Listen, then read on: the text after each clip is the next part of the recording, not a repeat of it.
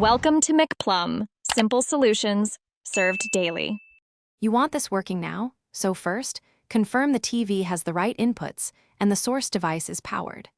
Connect an HDMI cable firmly into the same numbered port on both devices. Once done, switch the TV input to that port and enable CEC to let one remote control both. If you prefer wired network, plug Ethernet. Otherwise, get your Wi-Fi password ready.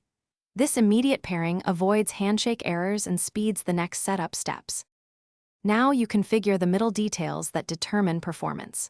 Connect the TV or device to your Wi-Fi network or confirm Ethernet DHCP assignment, and note the IP if you plan to set a static address later. Make sure to sign into streaming accounts and accept required permissions. Update system firmware and enable 4K or HDR only if your cables and TV support it. Adjust picture and refresh rate to match the source so motion and color. Finish by testing. Play a high-quality clip to check audio sync, color, and motion. Make adjustments in picture or audio settings as needed. Connect external audio, choosing ARC on the TV and receiver, or pair Bluetooth and set the TV audio output accordingly. Finally, run a channel or app update check.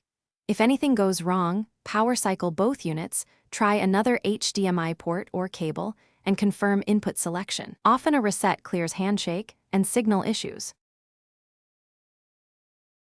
Thanks for watching. Stay juicy and subscribe.